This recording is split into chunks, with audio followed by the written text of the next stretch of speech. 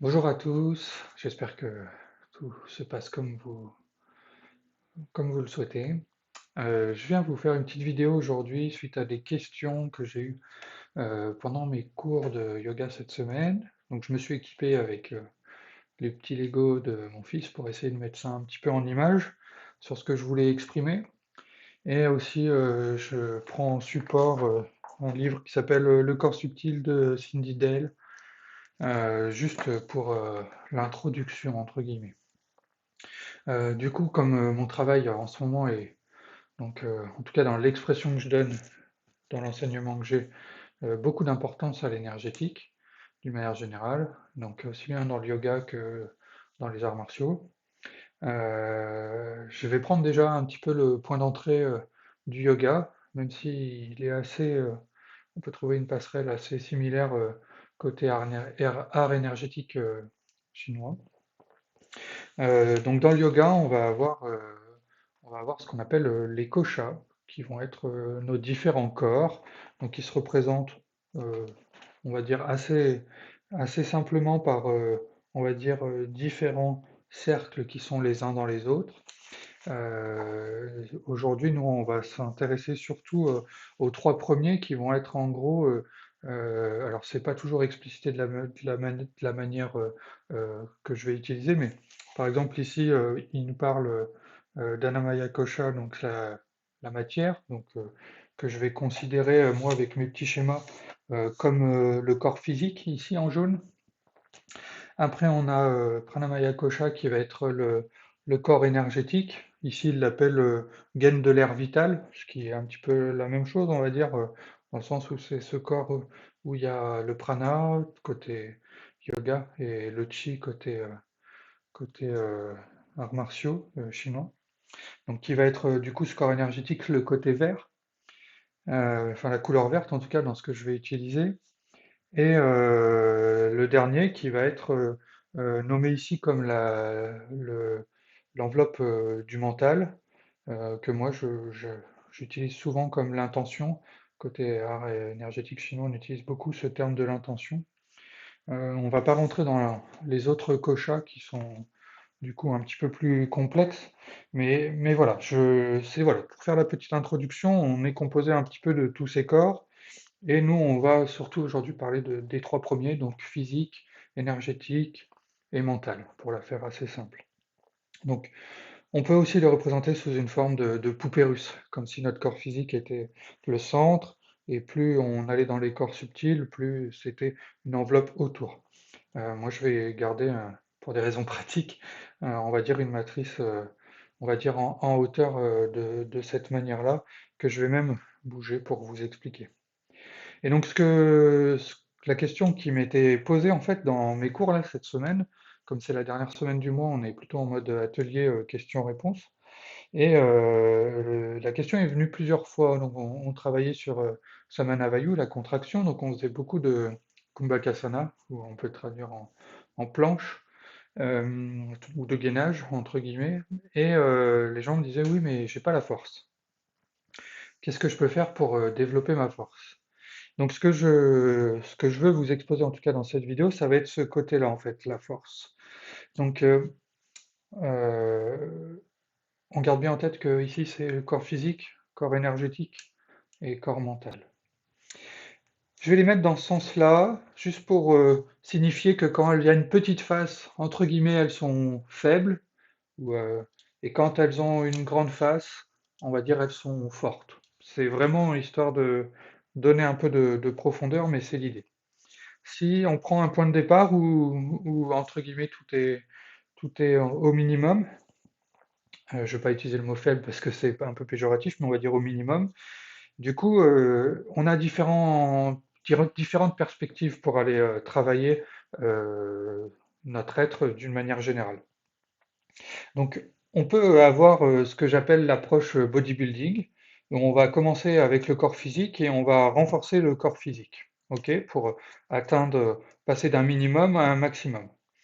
Souvent, pour avoir fait un petit peu de musculation pour ma part, on peut observer qu'au bout d'un moment, en fait, le corps physique, il va stagner. Il va plus beaucoup évoluer. Pourquoi? parce qu'ils vont manquer principalement ces deux briques. Donc, souvent dans la musculation, on va arriver à un stade où on va beaucoup faire travailler le mental et l'intention et la motivation.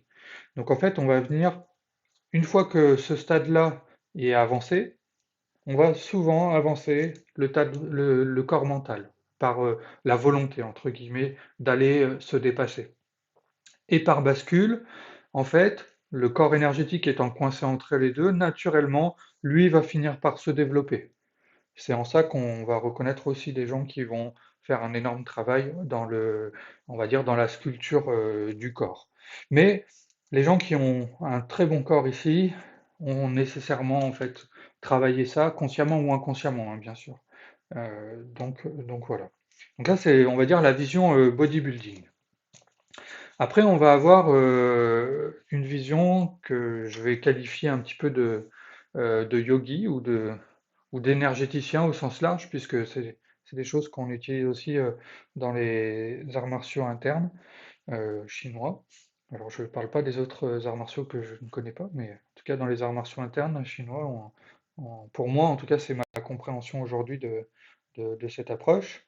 On va d'abord cultiver cette partie énergétique. Même si dans les arts martiaux, on va quand même avoir un travail physique pour, entre guillemets, ce qu'on appelle ouvrir le corps pour permettre au corps énergétique de mieux se développer.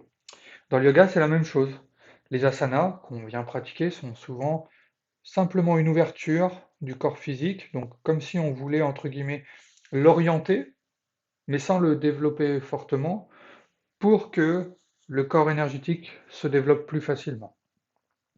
Et donc, moi, en ce moment, j'oriente, entre guillemets, mes élèves à vraiment développer ce côté corps énergétique, donc parfois des exercices ludiques pour essayer de sentir comment ça se passe, et surtout sentir dans le corps physique pour pouvoir amener, on va dire, cette cohérence. Et donc, ce que j'expliquais, c'est que aux élèves qui m'ont posé la question, c'est que la première idée, en tout cas la première approche que je veux, c'est développer ce corps énergétique pour qu'entre guillemets, quand il va progresser, il puisse emmener avec lui ce corps physique. Ok? Et du coup, ils m'ont dit, mais du coup, ce corps mental.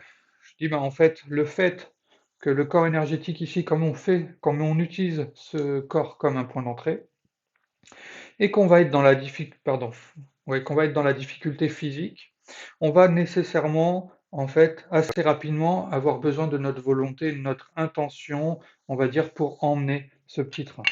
J'ai même emmené mes petits Lego, hop, comme ça on peut les attacher. Ce qui va finir, en fait, en emmenant ce bloc-là, finir par emmener naturellement le corps physique. Et pour moi, ça, c'est, on va dire, le cheminement qu'on va retrouver principalement dans le yoga. Même si c'est souvent implicite et je trouve que c'est assez peu explicité, mais pour moi, aujourd'hui, c'est la vision que j'en ai dans l'entrée pour le yoga. Il y a des écoles de yoga qui font beaucoup de pratiques énergétiques dans le sens non postural. Donc, moi, dans le vinyasa, du coup, on a quand même une partie posturale importante et de mouvement. Donc, on utilise quand même beaucoup le corps physique d'une manière générale. Donc, on a besoin de développer cela pour emmener celui-là. Il y a d'autres écoles, du coup, de yoga, peut-être plus ésotériques, ou peut-être plus spirituelles, où ils vont développer d'abord beaucoup de mental, d'intention, de ce genre de choses, ce qui va, avec le temps, emmener aussi le corps physique et le corps énergétique. Mais tout ça, c'est une histoire, entre guillemets, de petits trains, de chaînes. Donc voilà, c'est ce que je voulais vous partager aujourd'hui. C'était un petit peu ces différents points d'entrée, donc avec notre corps physique, notre corps énergétique et notre corps euh, mental. Du coup, l'idée, c'est que plutôt que de développer, hop là, je vais y arriver, plutôt que de développer juste la partie de base pour ensuite aller développer celle-ci, puis celle-ci, de cette manière, moi, ce que j'invite en tout cas les élèves à faire, c'est de développer, entre guillemets, par la pratique énergétique dans le vinyasa, celle-ci, et aussi grâce aux méditations que je propose, cette partie aussi de l'intention, pour après ensuite avoir un corps physique qui va changer.